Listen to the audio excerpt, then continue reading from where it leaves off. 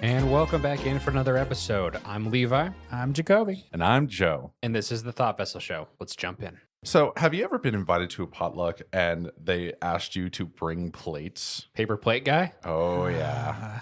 No. For anyone not from the South, you are asked to bring plates to a potluck where everyone is usually supposed to make something. They want you to not bring any food. Your cooking is broken, my guy. And also with that, that's probably one of the nicest ways to get verbally backhanded by your family. We don't trust you enough to make anything that won't be poisoned. They tack on a bless your heart. I mean, with that being said, though, if you forget the plates, you've ruined the potluck for everyone. Nana's not going to go in and, hand dish out mashed potatoes or something. It's an important job. Not your Nana, maybe. Now, see, Someone's Nana, probably. The only thing worse than plate guy is the guy who comes in and is like, oh, yeah, I made these mashed potatoes. You can see the KFC label on the mashed potatoes. Degeneracy. Truly a bless your heart moment. I mean, if you're going to be the plate guy, though, at least have the decency of getting that expensive heavy duty plates or something. You can't just go to KFC and get the cheap flimsy ones. You got to go and actually put in some effort for it. Oh yeah, just bring in your 18th century china. Yeah, just really serve it to them. Well, I'm saying you don't have to bring in China, but just the higher duty paper plates. No, if they're gonna insult you, insult them back and bring in the highest class things. What you gonna do? I brought in these nice plates. You gonna eat off of? I see you. I see you. Not everyone's throwing potlucks in the Hamptons. My guy, you got a double plate. You can double plate, but I'm saying bring in the quality stuff. No, just double plate. Don't be a fucking... Calling you out. Man, yeah. I'm saying, though, if you bring China to a potluck, y'all better be about to having game night of Monopoly with real buildings afterwards, because there is no reason for that. I'm going to spend all of this money to be petty back. I want you to know to a potluck because one day they wanted me to be a plate guy. I went to the dollar store. I bought plastic plates, the hard, thick plastic plates. And I bought 30 of them bitches for $30 and I made them eat off them motherfuckers. Petty. Joe, you're going to have your work cut out for you with this editing. Thankfully, we're teaching you both. We're going to do this. All right, so this actually brings us in to our next topic here, which of course is, am I the archenemy? Joe, take it away. Am I the archenemy? Commander Pod arguing over budget decks. Backstory as short as possible. My Commander Pod decided to build budget decks from the ground up. Limitations being each card in the 99 is less than $1. Commander has to be less than $5. I had asked if it was okay to run newer printings of cards if I owned them if older printings of the same cards were under $1. Morrowind the Nurturer as an example. I was told no, because the printing I owned, Kaldheim Commander, was over $1, so I had to buy the Dominaria version since it was under $1. That's a weird requirement. That's some next level, Betty. That's really weird. That was an argument one, and I was told I was taking the fun out of it, and you shouldn't have a problem buying cheaper versions since I buy a lot of Magic cards anyway. Argument 2 started when I submitted a depowered Lathril Blade of the Elves deck that I've only used a handful of times that clocked in at $49 after stripping it down and adding in cheaper cards, because I didn't want to build a new deck. My financial situation has changed due to several factors and can no longer buy cards. I've even had to sell most of my collection to even build the past few decks I have put together. All of this they know. But my pod insists I should have built a new deck, and I'm not playing fair by piloting a depowered version of a pre-existing deck. They say it's whatever and I can pilot it, but I have made it seem like it's in fact a big deal. Am I the archenemy for no longer wanting to participate in the build, especially since I know if my deck wins, they'll just bring up it's not a new deck, or I'm being unreasonably argumentative? Oh my gosh, the hot take I feel coming on. That was the first time reading that, and Jesus, this guy needs new friends. Straight up needs new friends. So I'm curious here that we have this group that they're trying to build budget decks on the ground for some kind of event or what have you. And they're saying if there's a version of a card, they have to go buy the cheaper one instead of just using. We're a proxy friendly format for the most part in Commander. If you already own the card, that's more expensive. You're going to have them go sell it to go get a new one? That is literally mind-boggling insane. On top of that, my brother, my man, my boy, what planet do you live on where you go, oh yeah, it's the same card, but I want you to have the cheaper one because big middle finger. Like, what the I heck? want you to go buy the cheaper one. Like, and so you have a duplicate of the card. No, that's not how that works. If you are being so anal retentive to try and get the minutia of what card it is to get under the dollar, literally go fuck yourself. You know what this means, right? That means that person absolutely would have never allowed foils. On like 90% of those cards, it's not going to be under $1 to have any foils. So that means he wants no foils because he's going to be that strict. He's going to stare at the exact like this sounds like someone micromanaging your pod. We've had those kinds of ideas before because at least what it made it sound like in the post, that this was just something that they were going to do for fun. Like how we all did the $50 under decks, and Levi traumatized me. I'm looking at you. I understand. You didn't have a good win condition. You just decided to watch the world burn. But Salt scooping is a win condition. It's the Azorius way. we all understood that if there was one version of the card that was under a certain threshold, you weren't beholden to buy that version of the card.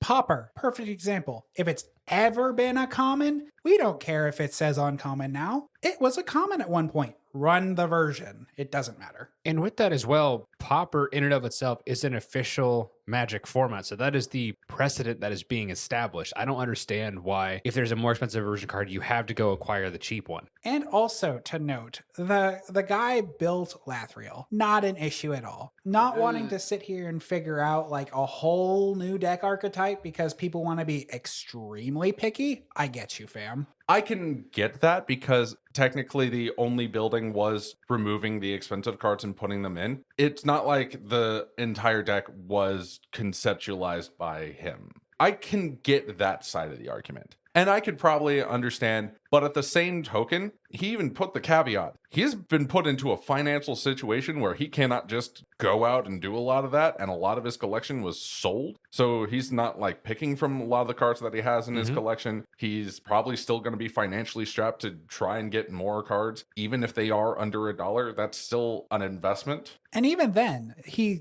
literally goes, I have this version, and the group is just being a stickler for no apparent reason on, oh, but that version costs more, so no. Well, no, it wasn't so much that it cost more. It was that he didn't build it. I mean, that's a fact. That's a factor as well. And I think he definitely probably should have built something new. But you're in a weird spot that they're not actually taking in any kind of compassion for your situation. Like a pod probably should. And maybe just we can have a different caveat for you, or everyone around you probably has a bigger collection. See if you can borrow some cards. Like these are going to be kind of bulk comments like, hey, I need another rampant growth. Does anyone have one? Or whatever it might be, and you can build something off to the side. But the fact of the matter is, like, he didn't necessarily follow the rules, and without being able to borrow cards, like his options are either to like go and try to print off a proxy list, which is still probably going to run you about $40 if you're going to get a higher quality, or you're going to just be writing everything down or printing it off. It's going to be hard to read what you're doing, and that it can also be very frustrating for people too. So I think just the whole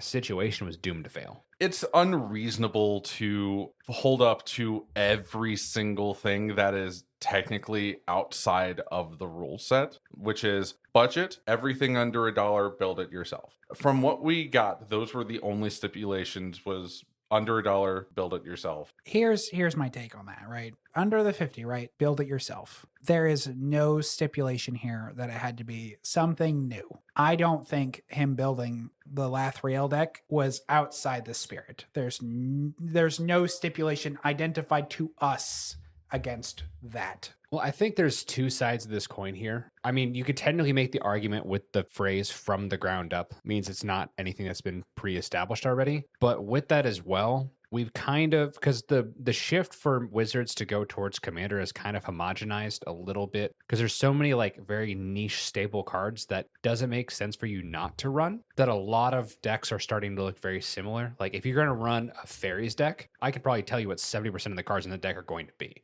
Yeah. Just from what's been printed out to this point. but he probably should have looked into the possibility of building something from the ground up. I'm sure even with your collection you probably could have figured something out. Well, if the argument is about cards they currently own being too expensive, he may have been in the position where he's like, I have this collection. This is all the stuff I have. There are versions that are cheaper, but this is the one I own. Because some people have a very specific collection. I have a very specific collection. If you gave me a certain list of criteria, my collection of 20, 30,000 cards probably can't meet it if you make it stifle enough, like, oh, it has to be this version because of price. It has to be under exactly brand new criteria. Some of my, like a third to 2/3 of my collection just stop existing. It's very rough. So I guess kind of wrapping it up here, do you think he's the archenemy? They're the archenemy? Everybody's the archenemy? Oh no, it's definitely the guy this dude's talking about. He is in the right. Specifically, the guy who is making the post, the only caveat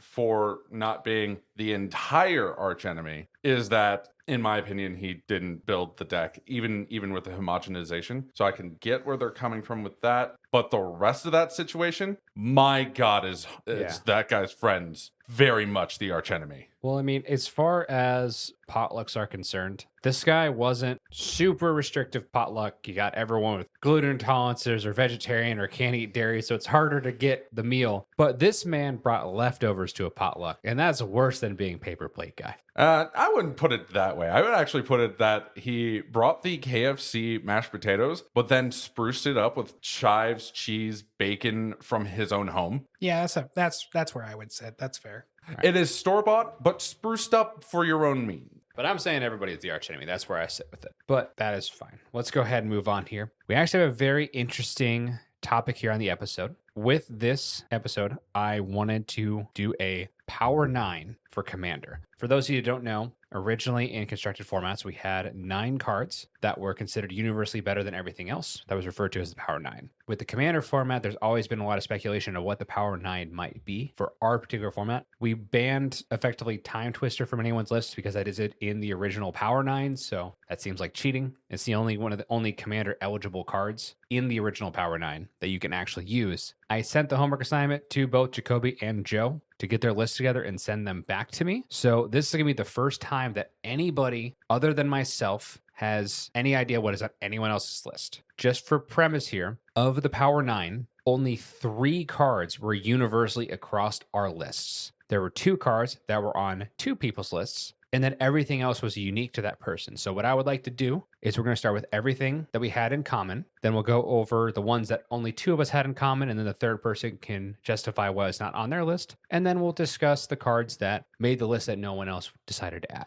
All right, so let's start with the common ones here. The 3 that we had that were in common, pretty straightforward. Soul Ring, Mana Crypt, Dockside Extortionist. So Soul Ring and Mana Crypt, mana positive mana rocks, explosive starts, very much in a league of their own. And then Dockside Extortionist, the CEDH powerhouse, doesn't see a lot of casual play whenever it does, though. Definitely makes a factor, makes a treasure token as it enters for every artifact and enchantment on the battlefield. It's hard to find anything that can quite compare to that level of power, and it has been a topic of conversation as far as bans for quite a while now. So those are the 3. These are pretty chalk as far as people understanding how good they are. I don't think we need to spend a whole lot of time as far as things that are universally on the list. At least with the Dockside and getting a ban, even like in CDH, the whole reason why people are running the 2-drop clones is specifically so that they could have their own Dockside Extortionist. And that's because even how good the value is in CDH, not many people win immediately when they play Dockside. Usually it's combos. Ironically, I have the adverse effect, and I have a buddy, his name's Eric, who would vouch for this. Every time we see it at a table, that guy wins that turn, or directly the turn after, but usually the turn they play it, they've won. Or they're far enough ahead that it's pretty much over. One of the 2. Just not sealed. That's fair. They Well, either seal it at right after it enters with some kind of loop of some sort, or they get just enough the next rotation. It hits them, they win. Yeah, definitely understand that though. CDH is a different beast than casual would be. Those 3, obviously very, very powerful, made across the rest. What's surprising to me though is I thought we would probably get 4, 5, 6 deep before we started, diversifying, but it was only 3. So it was kind of interesting to see that. The next ones we had 2 in common. This is one that was not on your list, Jacoby, and I'm kind of curious to see why. And that one is Rhystic Study. The reason I didn't put Rhystic Study on here, it's kind of one of those catch-all cards. Cards in hand are very good, but it's not that hindering to pay one extra half the time. To me, paying one to stop you from drawing cards is fine. If everyone already lets you draw cards, it's another little stipulation I just don't think is that strong. If you already have 17 cards in your hand, I don't think one more card just because I play a spell means that much to me, personally. As a blue player, I don't understand. I want to As also a blue player, No, you are a different kind of blue player. There's a reason why you didn't put Rhystic Study. You are a different kind of blue player. As someone who plays a lot of Rhystic Study, and it doesn't change too much of the outcome half the time for me. Command Tower, Mana Crypt, Rhystic Study. Yeah, it is definitely a powerhouse for me. Like anytime I have a blue deck, unless I'm like trying to keep it at a lower power level or something, like that's definitely a insta include in my opinion. I don't know if you have any differences, but that, Joe, obviously you have some support for it if you have it on your list. It is by and far, even if the floor is you draw no cards off of it, because that is always a possibility. People can pay the one. The ceiling is way too high. Like, don't get me wrong. I think it's a magnificently powerful card. I'm not underrating that it's extremely powerful. But with the other things on my list, I don't consider it as high. And, do you have your opinions are valid here? This is your list. Nothing to debate No, here, go but your opinions. They're wrong. It was interesting, however, to see Square up, I will punch you some wizards. Well, it was interesting to see where we differ on this. But the next one actually is something that, Joe, was not on your list. In a similar, it is Smothering Tithe. I think as far as my list, when I was looking at mana positive, it is too expensive to be as powerful as the rest of the mana positive things that I put onto my list. Soul Ring, Mana Crypt, absolutely. You can get those out turn one. You have to really work out Smothering Tithe turn one to get it effective. And even then, unless you were doing wheels, yeah, it can get you 1, maybe 2, 3 at most per turn cycle. I don't think that it is as powerful as the rest of the list that I put in. Here's my thing, right? It's 2 mana instead of 1. It gives you another resource, and sometimes mana is more important than cards to me. Straight up. That's just how I feel about it. That's why it's on my list. If you have 30 cards but no mana, your 30 cards mean nothing.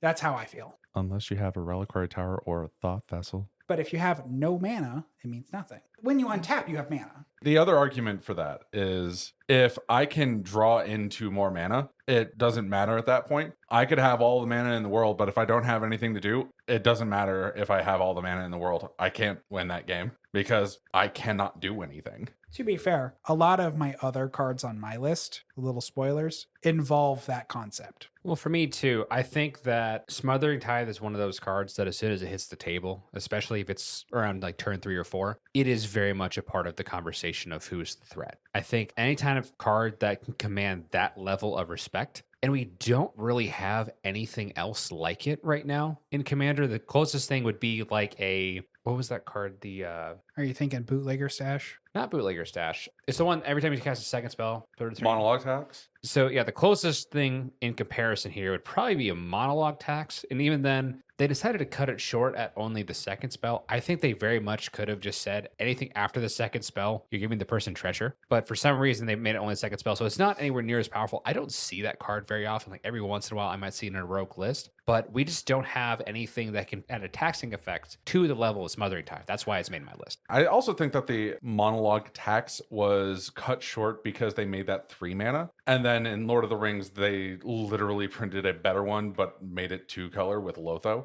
Because Lotho does the exact same thing and also makes you lose 1 life. You could have done that for Monologue Tax, not make it a creature and made it 1 and a white. Well, and Lotho also counts you. So you can cast your second spell and you can consistently make sure that happens. So you're at least going to get 1. Which makes that even better for 2 mana. Yeah. And, one's in my CDH deck and one isn't. Yeah. Lotho is. But with that said, as far as in the casual perspective, I just think Smothering Tithe is in a little bit of its league of its own. I would consider it to the same strain as Rhystic Study. But like I said, I value mana over cards. This is where we start to differ. I'll go through my list and then we'll work on the other cards that are on other people's lists. The first card I had that neither of you had I thought was a dead given. So wait, you're telling us that Jacob and I didn't have any cards that weren't on your list? So outside of Soul Ring, Mana Crypt, Dockside Extortionist, Ristic Study, and Smothering Tithe, there was 4 cards on my list that were not on anyone else's. Fair enough. Let's get into it. So yeah, neither of you had anything that was in common that I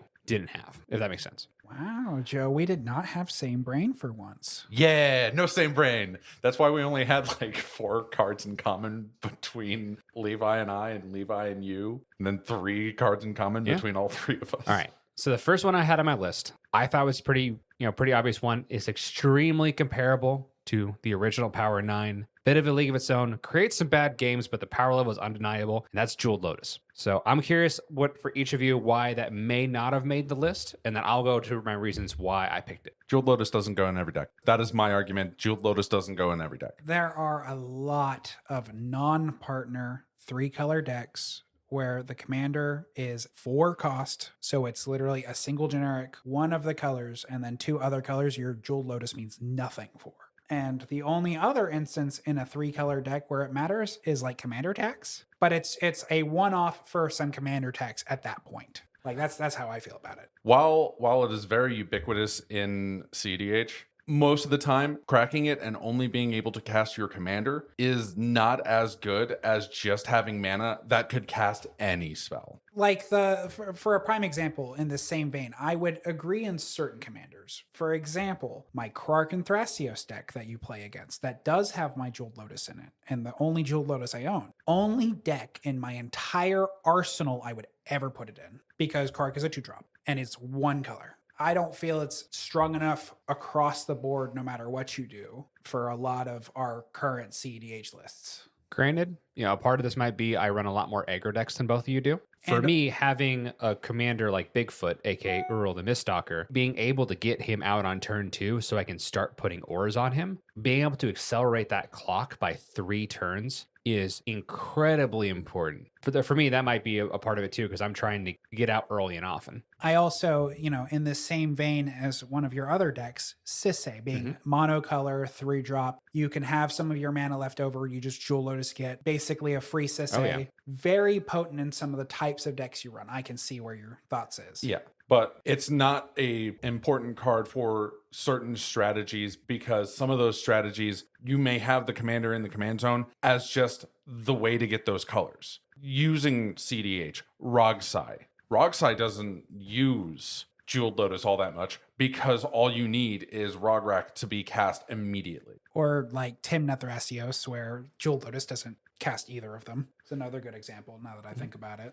Yes, it's very good. I wouldn't put it in my Power 9 because it is not an equalizer as far as mana is concerned. Second one on my list, this one actually surprised me. I don't think it's as good as it used to be, but I definitely think it is the premier card in its particular category, and that's Cyclonic Rift. Certainly fair. So Cyclonic Rift, 7 mana, instant speed, so you can do it on someone else's turn. Or if you're feeling especially brutal, do it on the person before you use end step, so you're the first one who gets to build on. It can definitely take over games, bouncing all non-land permanents, any kind of mana rock, enchantments, all gone. See, my argument is that it's just removal, and it is not making you more powerful. It is just making sure that you can get in or restabilizing yourself. It's not so much ramping you or drawing you cards, which is the exact reason for the original Power 9. And that's at least where a lot of my choices came in for my list, was all of the Power 9 was either ramp or draw. See, in my opinion, I can look at it in like 5 different capacities. So number 1, for 2 mana, if you need it, it's a quick little bounce spell removal to get something just off the board. If there's like a Voltron commander coming at you and you just need to use a quick or a combo piece, you have the ability to do so. Number 2, absolute board wipe,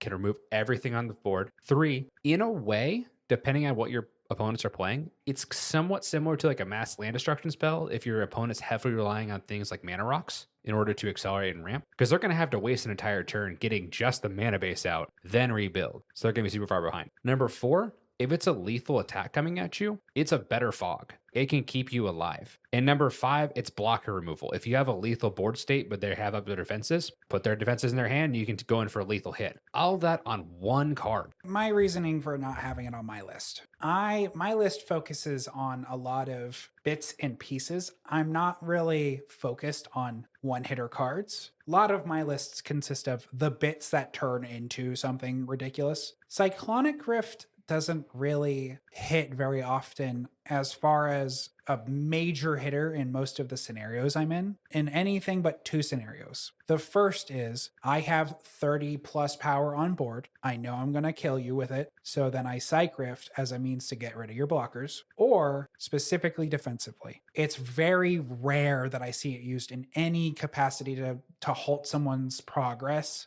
or to be an overarching way to like, oh, you're ramping too hard, I'm just going to Psych Rift you. I've never really seen it in any normal games or even many CEDH games, which I don't participate in a lot of, where it's anything but a, I'm going to kill you now, or it's basically a more expensive Teferi's protection. Because I do play a lot of CDH games, a lot of times you don't see the overloaded Cyclonic Rift. Sometimes it is just used as a 2 mana bounce that one thing. That's the issue. I see a lot of Psych Rift being interchangeable with its usage with a Teferi's protection. Even then, like I think to Joe's point, the fact that you're still seeing a 7 mana board wipe in CDH because it's the ability to be a 2-drop removal spell as well, I would argue that that is still a very much a positive. Yes and no, only because you would more want Snap to bounce like a commander to then immediately untap 2 lands. It is a desperation move to use it as a single target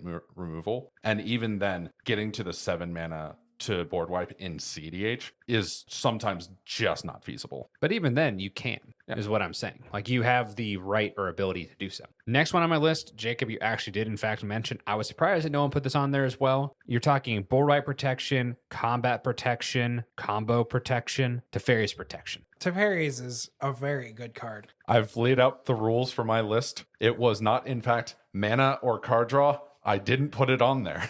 Like I said, my list consists of bits and pieces. No individual card on my list is by itself going to win you the game. Because you need to be power. The Psych Rift and Teferi's protection, for the most part, either allow you to get in, which isn't necessarily powerful in and of itself, or protects yourself, which is just making sure that you're not hurt, not your board's not moving, none of that. I agree that with these being on your list, like why they're there, because to me, the same idea that I just presented, where it's I use this as a means to stop you and then I immediately kill you, deserves a power spot. It's just not the direction I went with on my list when I was thinking of this list. You know, and one caveat with this as well, like we're all playing all of these cards. Like these are all good cards. Look, there's a reason why there was such delineation between our lists, and that is because we have a different idea of what is powerful. Yeah. And towards the end, I definitely want to, walk you through in each of us what your thought process was with this list, because I didn't want to have any spoilers after the fact. Wow, crazy that I already walked through that it was mana and draw. And that is fair. But we'll kind of get into it as well. The last one on my list, I'll round up my 9 here, is always your best card, which is a 2-mana sorcery demonic tutor. So 1 black, 1 colorless, go get something in your hand right away. Wasn't Demonic Tutor in Alpha? Unsure. I'm actually pretty sure it was in Alpha, and it still wasn't considered part of the Power 9. Well, that's why it's his power. Well, when you look at the original Power 9, a lot of it was just the moxes and things of that nature. It was less about the variation of what we have now, because like back in the day, you were using Demonic Tutor to go get Sarah Angel or like something, not as powerful versus, nowadays you can go get your Thoracle combo or whatever. That one I can actually see, because the main reason you are trying to draw as many cards as possible is because you're trying to get the things. But if you have a tutor, it doesn't matter. The idea behind that pick supports a lot of my list. That pick in particular might have actually changed 1 slot in my list. All right, I'm changing opinions. I like it. But this went above Vampiric Tutor, and I do like as well, but it goes to the top of your deck. And also costs you 2 life, which isn't as big of a deal, but you have to put it there. You either have to do it on somebody's end step, or you have to have an additional way to draw. Which versus I would rather just pay out Sorcery Speed and just get it into my hand right away and go. But granted, if we can go to like a power 10, Vamp Tutor is probably the next thing on for me. So we're gonna move to Joe's first universal pick, which was Ad Nauseam. 3 mana, 2 black. Specifically, keep flipping cards off the top of your library. You lose life equal to their mana value. Put them into your hand. Not a draw. So it can get around a lot of the effects that say, hey, you can only draw 1 card per turn, or other effects in that nature. And then, at least for CDH, there's an entire category of decks called Turbo Nause decks, where the entire point is to try to cast Ad Nauseam turn 1, turn 2, try to win the game from there. That is the whole point of Rogside, is to power out Ad Nauseam to then draw 30, 40, 50 cards. I mean, yes, absolutely. The reason I didn't have it on my list is outside of the realm of CEDH, it doesn't see as much play. I actually recently saw a casual game where I saw it cast. I don't think I've seen one where Ad Naus was actually played in a long, long time. Now, granted, I have a deck that has Ad Nauseam in about 95 swamps that it wins on turn 5 every time unless somebody has a counterspell. And we are doing Ad Nauseam things with that. But, it is a very powerful card. I just don't see it very often, but it is definitely one of those cards that we don't have anything that's quite in that category or close to it. Outside of like maybe Necropotence would be like the next level down. The other reason why I went with a lot of these and went with a lot of these that are seeing CDH play is because if you're playing the powerful card, you're not necessarily going to be playing all of those powerful cards in casual. You're going to only really see power 9 level kind of cards in powerful gameplay, such as high power or CDH. It's not so much that I'm disagreeing that they're not great cards, but if you're playing them in powerful formats, the powerful cards will always come to the top. And that's where I take a lot of my list from CDH, because that's where they are most played. And that's where you're going to be playing with power. Shout out to that podcast. All right, next one on your list, Lion's Eye Diamond. Same strain. It is just the discard your hand Black Lotus, and has enabled a whole bunch of combos because you don't necessarily need to have your hand to use that mana. You could have a commander that has an activated ability that needs mana. You could use it to cast your commander. Anything from exile. If I was doing power 10, that was number 10 on the list, just so you know. I have, in fact, used games to have Lion's Eye Diamond power out a Paco turn 1. Thankfully, it didn't get countered because I didn't have a hand at that point. That would have been hilarious. But in a different game, I did get countered, and it was real sad. I was just there. Oh, no. Minding your business. But yeah, no, it's an extremely powerful card. You sack it, discard your hand as the entire activation cost. So you cannot use the mana to cast anything in your hand. You add 3 mana of any one color to your mana pool. Really strong, really decent. It's enabled a lot of combos with Underworld Breach and Brain Freeze. That's one of the more prominent ones. You can also do the same thing with trying to Thoracle combo. The remaining amount of your list here, you kind of in the same vein. We have Mox Diamond, Chrome Mox, and then Mana Vault. So those are the final 3. So these are your mana positive mana rocks moving forward with that. So just, kind of accelerating yourself into the later games to play your more powerful spells. Ramp and draw. You are ramping and you are drawing. Because if you're trying to draw, you want to ramp. If you want to ramp, you're going to want to draw. Because either side of that coin not being fulfilled is going to leave you high and dry. Spoken like a true Simic player. It's all good in the neighborhood, I guess. This is where things get interesting. So now we get to Jacoby's 5.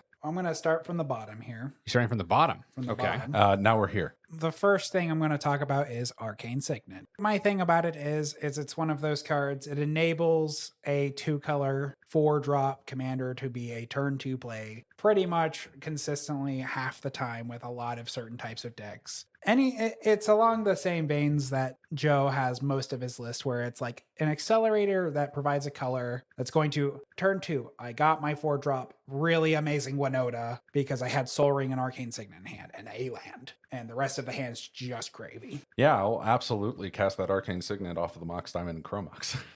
But point being is it's in the same vein. It's not free, but also it's a color, and I think it was a mistake to print, but I have it in all my decks because why not? I mean, Gavin's even come out and said it was essentially a catch-all for any commander deck. I think it goes unnoticed a lot of times just because it's printed so often that it's a very, very budget card to be considered in the Power 9, but it is still it is used to still not very be strong. budget. Yeah. Yeah. The fact that they had to print it into the ground is because it premiered as not a budget card at all. Oh, it was at because $25, absolutely. And because here- it was in the Brawl decks, and that's the only place you could get it. And here's the other thing. It doesn't matter what colors your deck is. Unless you are straight colorless, it can go in everything. There is never a bad situation to have Arcane Signet. No. I don't care if you're mono red. I don't care if you're mono blue. It's in your deck. There's no reason not to. It's a nice, good 2-color rock. It's going to do the thing.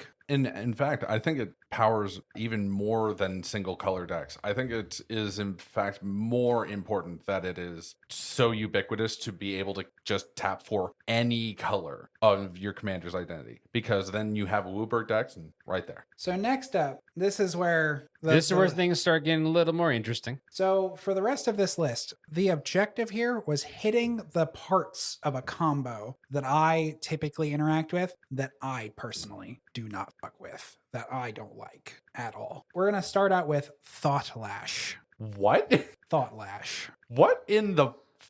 What? So this is one of those things. This is fun. Yeah. What in the goddamn fuck is Thought Lash? So it is 2 and 2 blue for an enchantment. A cumulative upkeep. Remove the top card of your library from the game. If you do not, remove your library from the game and destroy Thought Lash. It has a 0 activation. Remove the top card of your library from the game to prevent the next damage to you. Now, see, I've had a lot of interactions in old Commander where Thought Lash was one of the boogeyman running around, where it's just, okay, Thought Lash. If you are a combat deck, you are done because you have to supersede like 80 damage in addition to whatever their life total is. And also they go right into Thoracle combo. This was like one of the old other alternatives to Thoracle. Unless you exile Thoracle. Cool. Point being, though, is if it's in your hand, you tutor for it, and you have Thought Lash, combat decks had no way to deal with it because the chances of back in the day when this was one of my really big boogeyman, it just stops that deck from killing you. Also prevents a number of things. It's a weird card. I understand. You don't see it very often nowadays. But like, at least with CDH, the combat decks that I'm thinking of, the important one is Najeela, and Najeela will get there regardless of what you think. Najeela will get there. Well, I mean, we're also looking at casual and competitive EDH, so it's Correct. not just the CDH side of things. The CDH decks, they just don't give a shit about Thought Lash entirely. Yeah. Again, this was back a while ago. This isn't current CDH. Even previous CDH wouldn't do it. Definitely a powerful card. I think for my list, I was going with things that can be used universally in a league of their own. So rather than mana advantage or card draw, I was trying to see just like universally, like what are the most powerful cards in their own class across the board for mine. Thought Lash was just a little bit too narrow. Yeah. So most of my cards are rather narrow, but my thought here is with each of these cards, some of them are just, they end the game either right there or they bring it to such a point where the game is essentially over. But that's not a Power 9. Power 9 is It's ubiquitous. his Power 9. Listen, I consider things that turn the game off and or just end the game power. That's power to me. If you look at me and go, power is the ability to get there, and I go, power is I end the game right now if you don't respond, that's power. Curiosity. Curiosity was my next card. Sure. Enables Niv Mizzet. So for those that do not know, what does Curiosity do? 1 drop blue enchantment. Whenever you deal damage with that creature, any damage, you draw a card. So this one was the one that I was the most interested on your list. Was it just because of the Niv-Mizzet combos that it was on the deck on the list, or did That you have was- any implications? That was one of the high reasons, yeah. Niv-Mizzet is like, oh yeah, and Joe, that's what he shrugged at. He's looking at me being a sourpuss. Yeah. So I mean, here- it's a card with some range too. Like even as a lower floor, if you're running a deck like a fairy tribal deck where you're just trying to have like a bunch of evasive creatures, being able to hit somebody to draw is like the ceiling is, or the floor is decently there. Firstly, for my list, I thought it was a little too narrow, but obviously a lot of what your list was going for was either the universally good stuff that we were sharing across the board or very much combo enablers. one of the other portions to what my thought here is curiosity mostly is just just a card design. Like if you put it in your deck, you're probably going for the combo. Most often than not, your objective is just, I curiosity, I win. I think it's probably safe to say. So- All right. Next one on your list. Demonic Consultation. That also is a weird wibbly place. Again, I picked the cards that, so if you didn't have Demonic Consultation, Thoracle is awkward. It could still win, but it's mostly in combination with something like Consultation that makes it win on the spot 9 times out of 10. A plus B combo gets there. And at least I have also seen it just used as a try and draw specific thing tutor. And oh boy, is it a weird feeling when you're just like, okay, I'm going to name this card and hope to draw it. And you pay the 1 black, exile the 6 cards. Oh, wait. Oh, no. Those 6 cards had the card that I needed. Well, let me just remove my library. I can't stop this interaction. So it's a lot of my cards that I put in here. Like I said, they're all parts to a thing. It's all 1/2 of the I win now combination. That to me is just, I dislike that. And that's why I consider it powerful. And your final universally you power 9. Narset, Parter of Veils. So we had this effect banned on a commander. Can you tell us what Narset Parter of Veils is known for? 1 and 2 blue for a planeswalker. Don't remember their loyalty amount. The important part here is that Comes in with 5. comes in with 5. Has a negligible activatable ability. That's good, but the key thing here is if you would draw anything past your first card in your draw step, Narset goes no. So this is a different vein. If I had more slots, I'd have more things like Narset on my list. Things that if you have it in your deck, most of the time the aforementioned goal, okay, I play Narset, I wheel. You have no hand. You either have to scoop and go, I want to get to the next game, or it's just like essentially over because the person with Narset has basically won. I balk at the list because when the images of Power 9 are evoked, the 9 cards are all 5 Moxen ramp pieces, free ramp pieces. Black Lotus, 3 mana for 0, tap sack it, get it. You get Time Walk, take an extra turn for 2 mana. Ancestral Recall, draw 3 cards for 1 mana. Time Twister, reset your hand, library, and graveyard, draw 7 cards. Super powerful, understandable why they are the 9, because they will get you there. That's the important thing. It's not that they win out of nowhere. It is that they will get you there. That's why this didn't include Thoracle, and it included the things that got you there to Thoracle. Like, it's the other half that really gets you there in combination with the card. Well, even with like Demonic Consultation, it doesn't get you there with Thoracle. It is the other half of the combo. The same thing with Thought Lash or Curiosity. Because even Curiosity doesn't fully help if it is not on the combo piece. Well, I think, there's with this particular assignment, because I try to keep things as vague as possible because I just wanted to see where this thought experiment would go. And definitely we have 2 different ways of looking at this. Like obviously you went for more of the extremely mana positive, card advantage positive type things, more on the CDH side. My list was more focused towards the casual play where I wanted to have the cards I thought were in a league of their own for their own capacities, and you went more with very much the I'm going to win right now type of things. And I think when you're looking at it, there you can make a list if I were to give you a context of like we're doing a Power 9 specifically for CDH league of their own cards or something along those natures. We probably could have met in the middle a bit for, but I think that when you hear the term Power 9, it was interesting to see the different ways that people took that and ran with it. I think the other reason that might have gotten a little out of whack is because the Power 9 got initially referred to as Power 9 because most people playing Magic during that time weren't playing Singleton. They were playing multiple copies of these cards in each of their decks. And this was before the 4 of rule also was implicated. One of the strongest decks in the format was running like nothing but Moxes, no lands, and then pumping out strong creatures. Well, and one of the strongest decks back in the day was literally the easiest list you could possibly do, which was 20 mountains, 40 lightning bolts. And that was it. That was the deck. Because like if you've got, 5 in hand starting out, that's 15 damage. Okay, but hear me out. Replace all of those mountains with Mox Rubies, and then you're off to the races.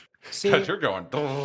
See, when I think of power, I'm thinking of the reason I went such a weird route is to me, power is when can I end this game because I don't fight in just CEDH. All right, let's go ahead and move on to our draft today. We are looking at vacation destinations. So this is going to be effectively you are a travel agent, you are booking a vacation for somebody. You're going to have 4 destinations to go to. You're trying to make the best vacation possible. The order that we are going to go with is I have the first pick this week, then it's going to go to Joe. Jacoby, you're going to have picks number 3 and 4, working in a snake draft style. All right, I am on the clock first. I'm going to start out with the city of Ravnica.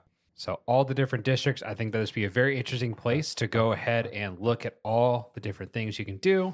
You have Azorius, you have Orzhov. If you really wanted to get weird and go to the Ragnos Carnival, you could. There's a lot of different places you can go. I think Ravnica would definitely be a fun vacation location. I have, in fact, bumped it off my list. It certainly was on there. Yep, I think it's a great 101. That's my first pick. Joe, you're on the clock. My pick is, in fact, going to be Kaladesh. Kaladesh. Yes, I, in fact, love Kaladesh for the nice little machinery that they have, the nice little style that they have, the Kaladesh inventions, the fact that you could probably get a really good Vindaloo. That's true. Definitely see that. Machine inspired, a lot of either. I believe, if I remember correctly, it was the inspiration was off of Indian culture. Yes, which is, in fact, why I mentioned the Vindaloo in particular. Absolutely. I always liked it when Magic took inspiration from historical periods of time or different cultures to kind of help with the world building, to build a little more authenticity to it. So I thought it was really cool. Yeah, it's also where my favorite Planeswalker's from. Then you're going to love my pick. Well, you're on the clock. Let's hear it. I don't know how to pronounce this. Bear with me. Kodaisha. It's literally the plane called the Endless Bazaar. Giant shopping spree for all of the people who love to get their little knickknacks, explore all the shops, the corner bits, all that fun stuff. Even the toilet is a store. Even the toilet is a store, yes. Brick would be so proud. Next up, I'm going with Ergamon. It's basically the adverse, where instead of having a lot of people, it's no people. It's mountains, it's views, it's the scenery of the joy of the world around you. The true introvert way, go camping. You could talk me into no people. Right. I could be about that. At least my next pick was going to be Kamigawa, and specifically Neo Kamigawa. Okay, Neon Dynasty Kamigawa. Okay. Yeah, where it is in fact modern day Japan. See, I would go with the old version of Kamigawa myself. I would like plumbing. Yeah, I bet you would. Hey, it's almost like plumbing has been beneficial for everyone. I don't want typhoid. Well, with that being said, I am back on the clock here. I am taking, so I've already taken Ravnica at this point. There's one that I was going to pick number 1 overall, but I did not think that what I think would be a wonderful place is necessarily acceptable for either of you two, and that is the Shard of Bant from Alara, which is completely devoid of red and black mana, so no chaos and no evil hostility. We're talking castles, we're talking angels and knights, beautiful landscapes and scenery. I love the artwork from that area. I would be towards Bant 110%. If it's not chaos, it's not for me. And that's why I didn't have to take it number 1 overall. It fell to me in the second round. I love it when a plan comes together. What's third? Starting out with the third pick, I have a rustling city. I have a heavenly location with Bant. So now maybe I want to learn some things. Maybe I want to be more on the academia side. So my third pick would be Strixhaven, and specifically the college. Going there, maybe audit some classes, learn about some potions, learning about possessing and putting spirits into artifacts. That would be my third pick. I think having a little bit of education on your vacation is always a good thing too, if you can learn a thing or two about the area that you're visiting. So far we got Ravnica, Bant, and then Strixhaven is number 3. My third pick is going to the City of Gangsters, Capenna, because did I mention that I like plumbing? Another plane that seems like would have goddamn toilets. Because if there's one luxury I would like overall, it is in fact a good place to shit. Outside of that, Capenna, the Art Deco feel of it, the feel of the 1920s going into it, that's one of the prominent time periods of just the United States that just I love and my family loves because we love the Mafia as far as just watching it. And even then, during that time period, you're going to have a lot of fun. Everyone loves New York City until you're there. I've been there. I love it still. I would want to have a chance to drink Halo though. So that is Right? Fair enough. So I got the last two of my picks here. I've got Fiora, which is the Renaissance place where Marchesa rules as the monarch of the city. You live dangerously. I respect it. I'm a fan of the Renaissance period. I do a lot of things that are Renaissance-esque in my life. So I'm not against like enjoying the theatrics of royalty and her monarchy and what have you. And, you know, plumbing notwithstanding, porta potty level plumbing is fine. And then for my last pick, we're going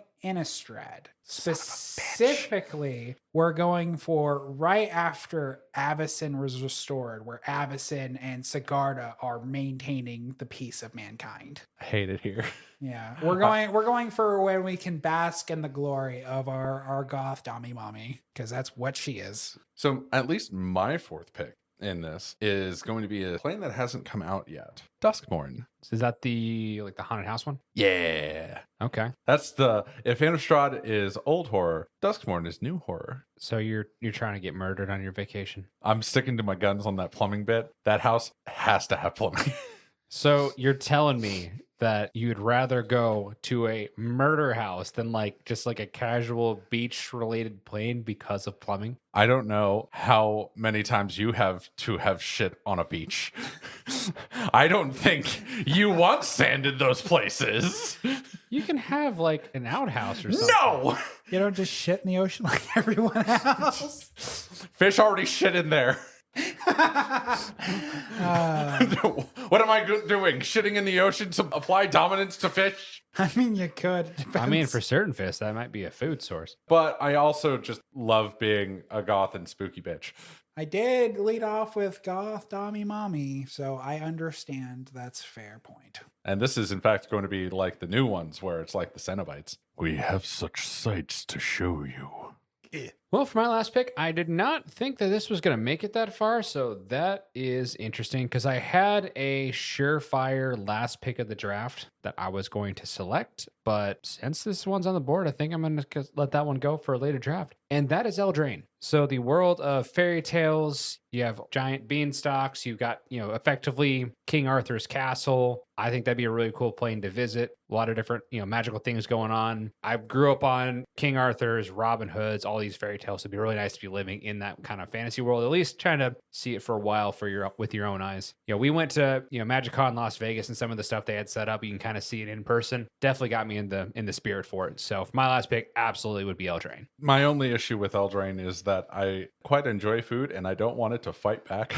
I just don't want to be. That's Taco Bell, my guy. Yeah. I'm able to stomach Taco Bell. I don't know what you're talking about. It doesn't stab me.